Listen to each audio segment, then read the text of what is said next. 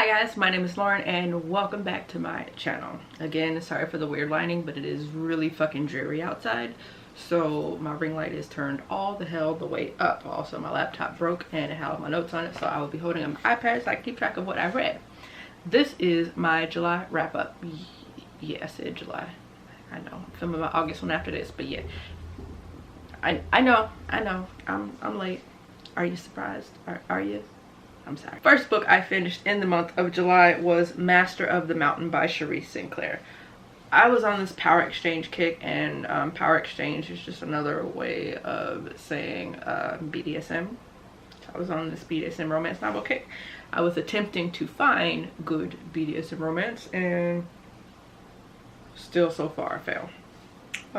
Master of the Mountain is the first book in the Mountain Masters in Dark Haven series. This author has a bunch of different series and they're all essentially they're all BDSM. This one is about a girl, Rebecca, who goes on this trip with her boyfriend up into the mountains, and it's not a trip she even wants to go on. She finds out at the absolute last second that her boyfriend is a swinger, so now it's like, oh, you're not going to this meetup without me, because he was going up to see. This is the first problem I had with this book. Her boyfriend was a swinger. She didn't know it. The issue with that is, like, I feel like if you're a swinger and you're in a relationship with somebody else, the other person should know, I'm considering this like an open relationship. I still go up to this meetup where we have sex with other people. Is that okay with you? Like, feel like somewhere that should be discussed, and it wasn't, which is where my problem with the lifestyle came in at, because you can't, like, you should verify like the type of relationship you're in, whether you're in a monogamous relationship, whether you're not in a monogamous relationship. There are too many different types of relationships where people just assume. That's why these things are discussed. It didn't get discussed with this couple after they've been dating for a while, and she finds out there's trips that he's been taking, like monthly or quarterly or whenever he's going. All this time he's been going up into the mountains to this cabin, or he's meeting up with a bunch of other swingers and sleeping with other people's wives. Like, why did you not, like, why didn't you say something? Just, I don't know. So, and instead of being like upset about it, she's like, oh, I need to be a swinger too, or he's gonna leave me. Like, no, bitch, he should have told me he was one, and he didn't. So anyway, in this book, she goes up there, and then she discovers, like, oh, this is a terrible idea. This is not for me. She discovers that she doesn't like it, and instead of like going home, well, she can't go home because her boyfriend drove and he refuses to take her home. So now she's in the cabin in the mountains with a bunch of swingers. She doesn't want to be there, and nobody will take her home, so she ends up taking up with one of the owners of the ranch or the cabins that are running or allowing them to host these retreats, and they kind of fall for each other there. He's into BDSM. That's more her speed. She likes that. She doesn't like the sharing part that comes with swinging. So we got her falling into this like relationship with this guy who's dominating her, but her boyfriend is still there, and she's still kind of like also chasing her boyfriend. And her boyfriend, even though he knows she's uncomfortable with swinging, he's just like rubbing it in her face. So she says fuck it, and she starts sleeping with the other guy. Now this one I gave 3 stars. I didn't have a problem with the BDSM aspect of it, even though he was a little pushy. Sometimes like the DS aspect of BDSM relationships in books is not done all that well, in that like they don't really like highlight the consent part of it before they start like the domination and submission relationship, which is missing. So it just makes it look like he's a pushy asshole. This author is better about highlighting consent, but there was the whole like the heroine was stupid in that, like, I don't agree with this relationship, but I'm going to allow myself to become part of it to lose somebody. That's a big red flag for me. You never do that. Like, it doesn't matter what you're into. I don't care what you're into, but the person you're into that relationship with, both of you have to consent to be in that type of relationship. Otherwise, like, it's cheating if you're involving another person and the other person didn't agree to it, or it's just whatever. It depends on the type of relationship. Like, you can't dominate somebody who doesn't consent to being dominated. That part didn't happen, but it's the consenting, her agreeing to be in a relationship with a person who's a swinger because he was already in that relationship. He didn't tell her that's the kind of relationship it was, and she's just going along with it, even though she knows and acknowledges this is not something she would have ever been okay with. That's a problem for me. You don't do that for no man. If that's what you're into, that's what you're into, but all parties involved need to be into the same thing. And I would never, if someone's into something I'm not, I would never go, I guess I gotta go along with it or he's gonna leave me. And as that other person, I would never pressure them into being into it. That's when you need to break things off. I'm into this and you're not, okay, this is not gonna work because this for me is unnecessary. Or if I'm on the other side of the spectrum, like you're into this and I'm not, and I see that this is something you need, but it's not something I can do. So that's it. Never, I was just very uncomfortable with the whole, okay, well, I'm just gonna allow other people's husbands to sleep with me because that's what you're into and I don't want you to leave me. No, fuck that. Second book I read in the month of August was another book in that series. This one was Master of the Abyss. This one I gave 1 star because there's another part of the dynamic just really pissed me off. The main character was kind of a tomboy, and then the love interest basically kept pointing out like all the ways he wished she would be more feminine, all the ways she wasn't feminine, and then dressing her up like a doll, essentially. Like, oh, see how much better you look in girl clothes. Like, I don't like that shit. So these problems, like the issues weren't in the BDSM aspect of these books for me. It's all the other aspects like also fell flat. So 1 star for that one. Anyway, next I read Forbidden, which is book 1 in the Old West series by Beverly Jenkins. Beverly Jenkins writes both contemporary and historical romances featuring black couples.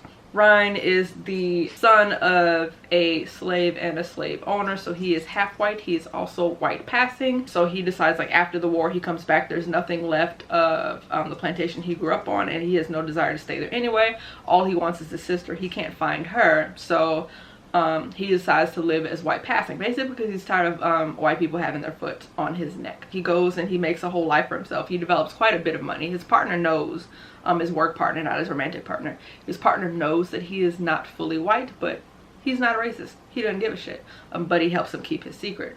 What happens next though is that Ryan meets Eddie.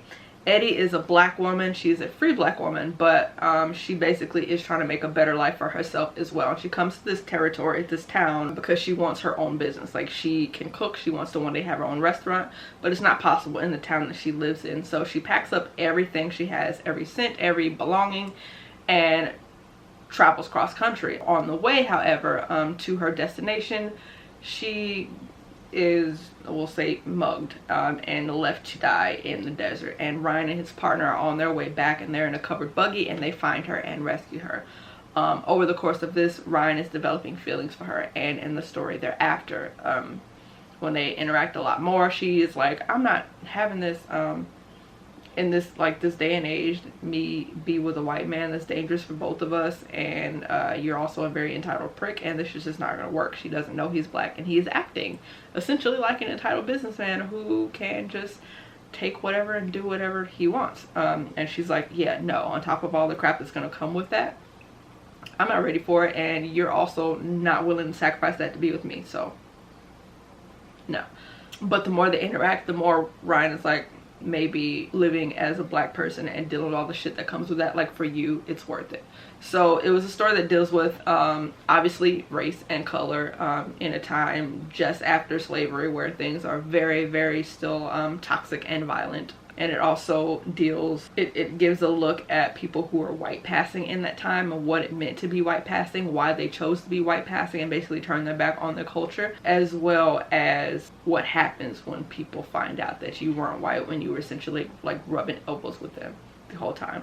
I really loved it. There is little to no, and I mean little to no, steam in this book, but it was still a great story, and I gave it 5 stars, which takes me on to the next book.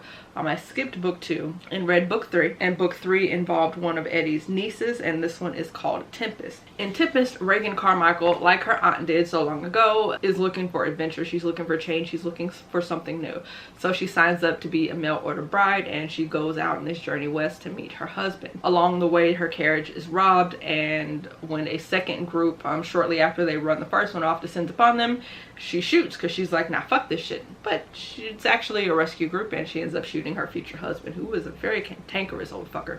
Not old, he's just very cantankerous. He's very grumpy, and because of that grumpiness, like, she's like, why can't you like, I didn't kill you, I didn't mean to, but in other ways he's just very grumpy and set in his ways. And so it's kind of a wonder whether or not this is the right, like maybe I should go back, maybe this is a terrible idea, or maybe I'll just make my way here with somebody else because I don't necessarily need you, motherfucker.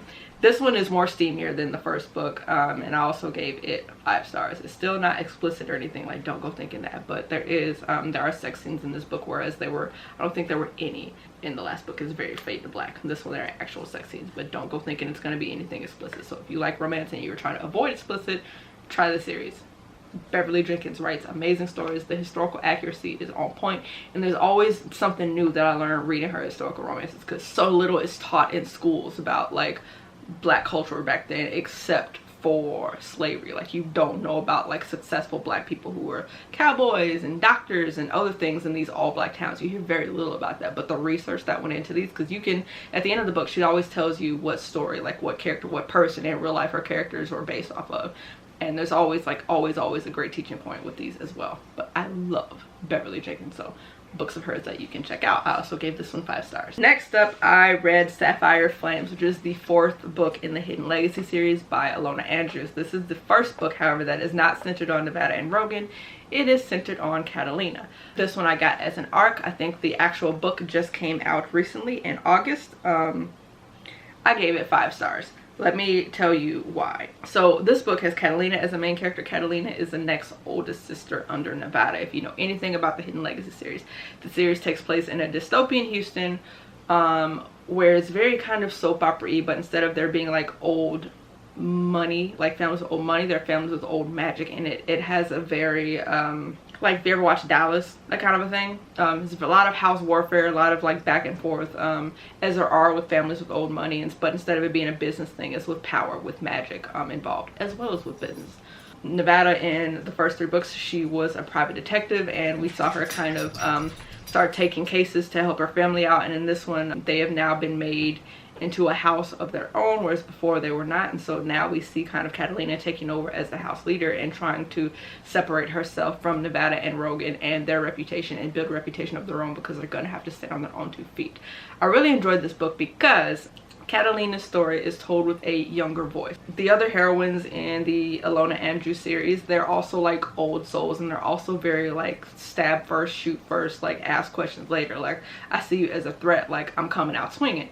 Whereas Catalina is more of a tactician, but she's also has that younger voice that even though Kate and Nevada sound probably about the same age as me, even though they are probably about the same age as me, if not younger than I am now, their voices are a lot older. Catalina's voice, there's a lot of like Instagramming and Facebook stalking people, and it's just the dialect. It's very much like more millennial aged, even though she's not, don't get me wrong, she's not a teenager, I don't think, in this book.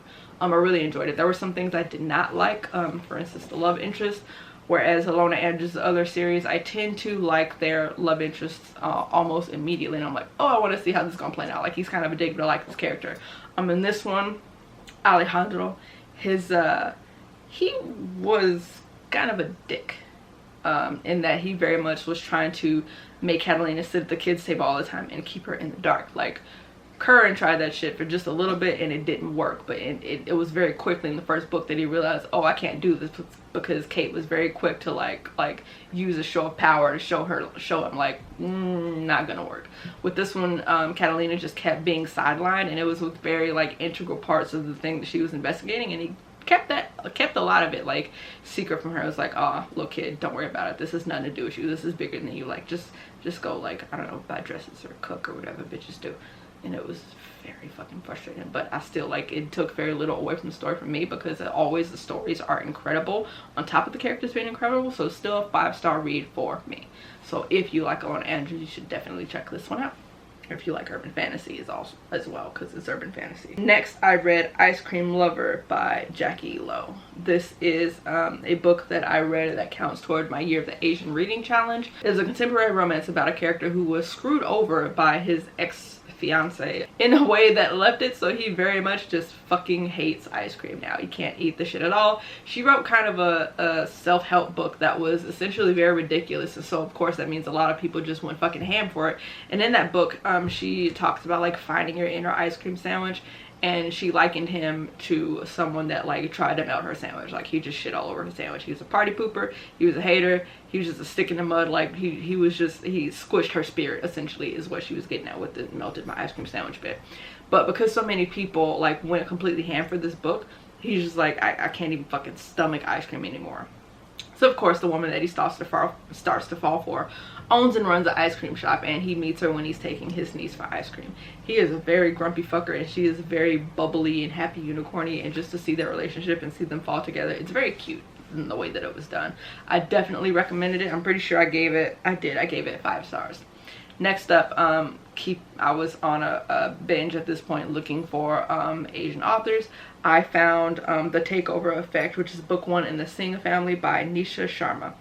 This is, I gave it 4 stars. This one is a story about, it's kind of a hate to love romance. This one has a lot of business warfare in it. For me, a lot of that got tedious because it was so much business warfare, but also because the main character, the hero, was very how do you say it, he was very like insta-lovey, where she was like, nah bruh, I need time. He goes, okay, I understand, like you need time because both of our families are in this kind of like business takeover thing. But he would only respect that for like 5 minutes, and then he'd go over basically like slobbing all over her, staking his claim and all this other shit. So for that, it docked it down to 4 stars for me. But I did really enjoy it. Despite that, I enjoyed the level of familial ties that are explored and explained in this book. It features an Indian family. The father having started this business from scratch, and it just turned into this multi-million-dollar fucking electronic empire, and he gets sick, he has a heart attack, and now the rest of the family, that is the prodigal son, so to speak, who has kind of gone away from everyone else, is being drawn back into the fold because his father is sick. While his father is sick, members of the board are trying to take over the company, and so the oldest son, whose name is Himdeep, excuse me, is trying to get everything together and stop that, and also find like basically the person who is trying to rout out the rightful owners of the company, the betrayer, so to speak. So we have this kind of like corporate intrigue going on, and then the person who is, I was gonna say the ne'er-do-well, that's very dramatic. The person who is responsible for trying to take over the company from his father has sent in some eyes and ears, but that person is not a willing accomplice, and that is the person that Himdeep is starting to fall for. Her name is Meena, and she is trying to save a company as well, her mother's company that was taken over by her mother's brother. So she is doing this at their behest to try to get on their good side so she can be put back in as owner of the company, but she's essentially a pawn as well. There is very little I remember about the romance in it, except just that Himdeep was very pushy, whereas Meena would be like, hey, like I need some time, there's a lot going on right now, and there are things I can't tell you now, so we need to hold off any kind of romance until like I'm free to tell you these things, and then you can decide if a romance is even something you're gonna want. Then I read Take a Chance on Me by Vasiliy Kuznetsov. This one is kind of a small town coming of age romance. It's a novella, it's very short. I was not really feeling it at all. The main character's parents own an Indian restaurant in this small place, and she kind of gets drawn into this guy she's always had a thing for from her high school, who is actually a secret agent at the time, and it's done very like flatly, if that makes any sense. It's very one-dimensional, and I just did not enjoy it because it wasn't very believable the way they handled that, and then the romance wasn't even cute. So there's like this very little, like bare minimal chemistry at like one time, and then they meet at a Walmart, they bump into each other at a Walmart, and then they just kind of end up screwing in a pickup truck in the Walmart parking lot, and there was no chemistry between them when that happened. And it's just kind of like, it'd be different if it was believable enough for me that I'd be like, bro, they couldn't even wait till they got home, like that was steamy. But no, it was just very much like bumping into some random dude at Walmart, hey, wanna go screw in the truck? Okay, it's like, what? Why? I didn't enjoy that one very much. I gave it 3 stars, and I think even that was just pushing it. So like the review that I wrote, I said it started out really cool and then just swaned out for me somewhere around the first encounter between the two main characters.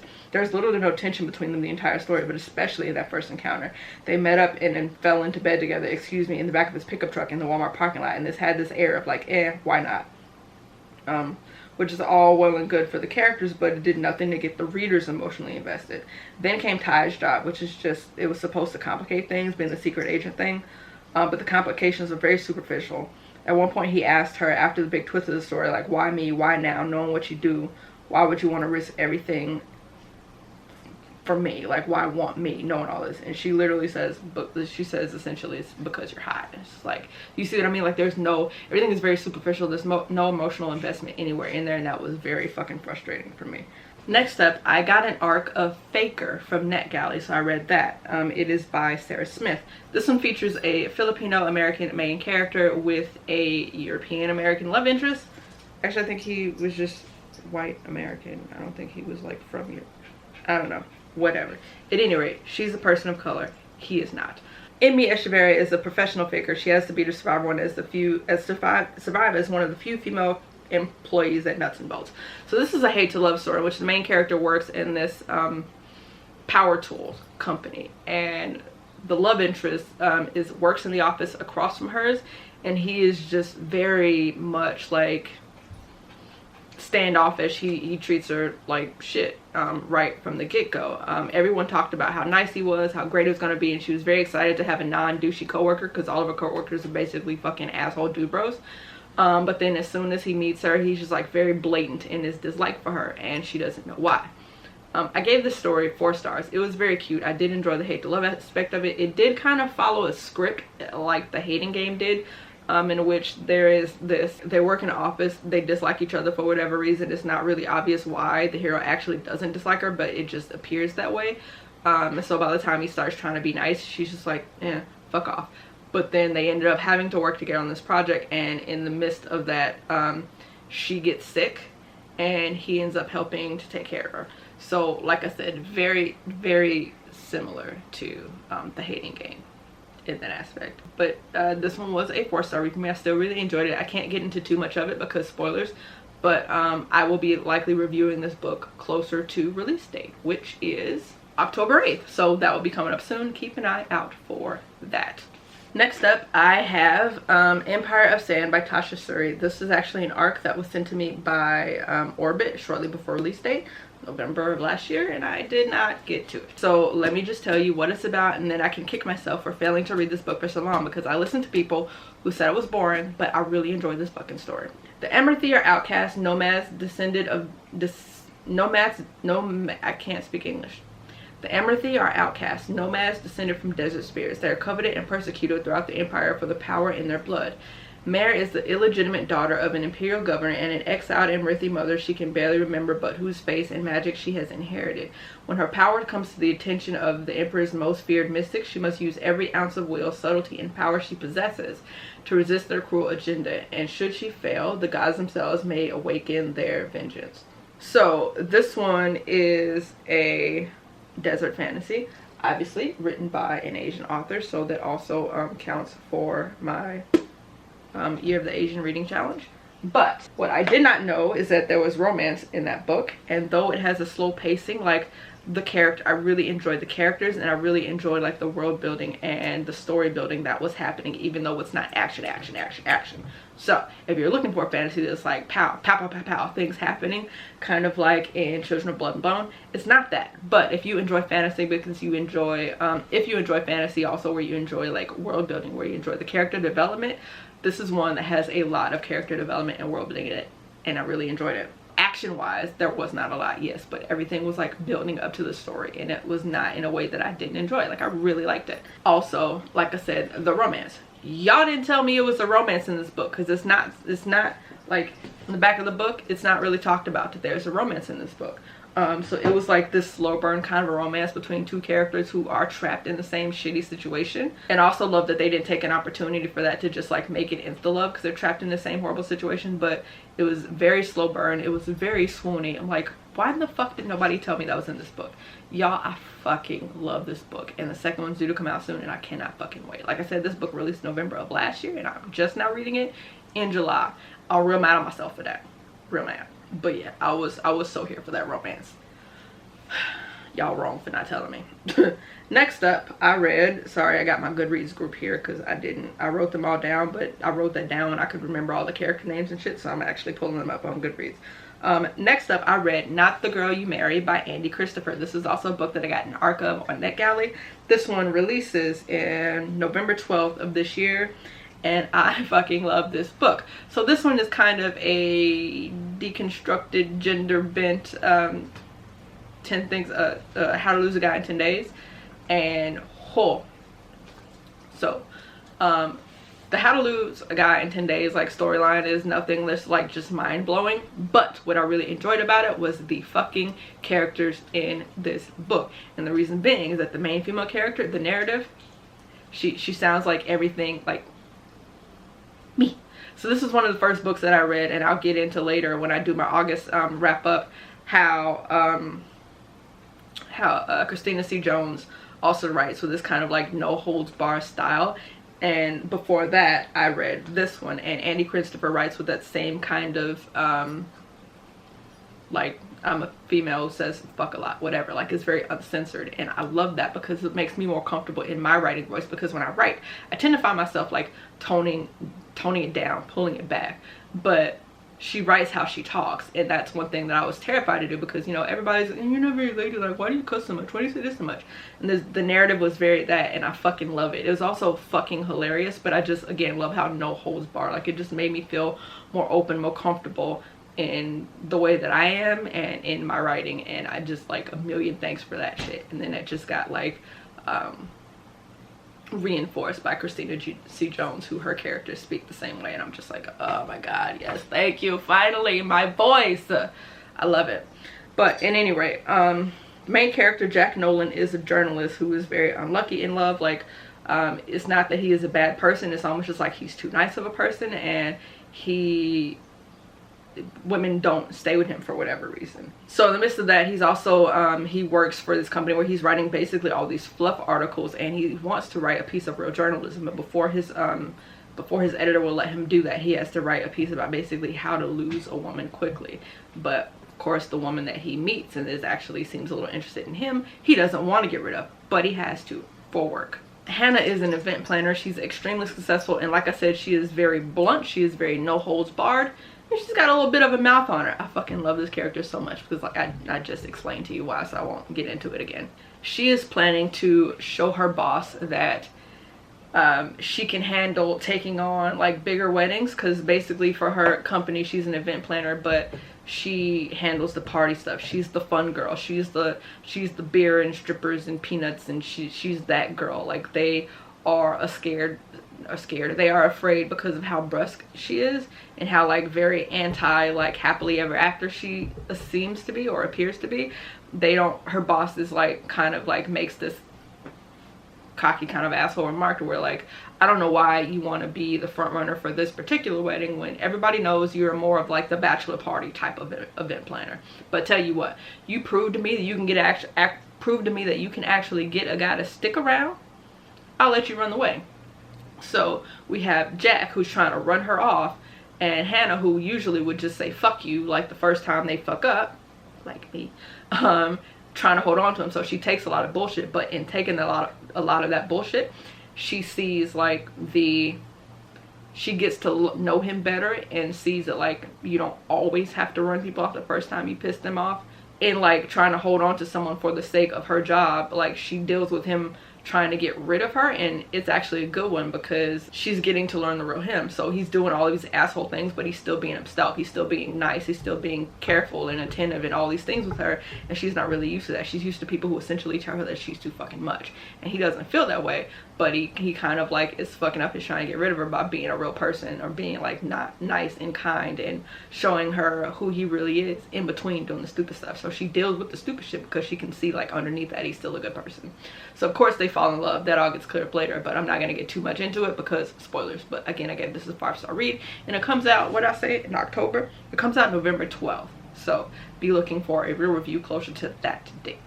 Next up, I read Get a Life, Chloe Brown by Talia Hibbert. This comes out in November of this year, and it's was another 5-star read for me. It is so fucking good. This book is about Chloe, a plus size heroine who has a chronic illness, and the chronic illness thing is one that she's dealing with it, but something else happens on top of that and she kind of gets this jolt, like, I'm not living right now. I'm just kind of not necessarily in limbo, but I'm like, I'm not doing anything. So she makes this bucket list of like things she needs to do.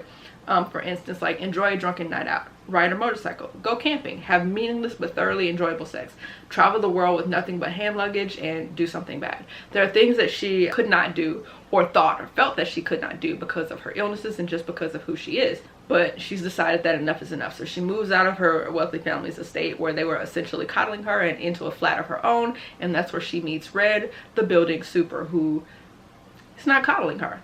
But because she's attracted to him, she's kind of pulling away. So it's not necessarily hate to love, but it's kind of like a staying away for my own protection, you know, protection of my heart kind of thing. But when they finally get together, it is so fucking cute. Like their interaction, I love it. Talia Hibbert writes the best characters. Now I will say, like for me, like right off rip in the first chapter, like reading from Chloe's point of view, I really didn't much care for her. It took me until like maybe the second chapter before I was like, oh, I love this bitch. But Talia Hibbert's characters are always like a fucking one. And this is no exception. This is not as steamy her other ones are. A lot of the time it's kind of explicit in the romance scenes. These are not. So this one would like be more like new adult-ish and less like flat out adult romance. But like I said, so fucking good. The banter between these characters, oh, they're like these string of emails that go back and forth between them, and I just get my best life. Like I'm living. So again, this will also be a book that I will have a review coming up on either release day or shortly around release day, so I can tell you guys fully what I thought about it. But yeah, can't say too much that's not already in the summary because spoilers, and yeah, you're just not supposed to. 5 stars.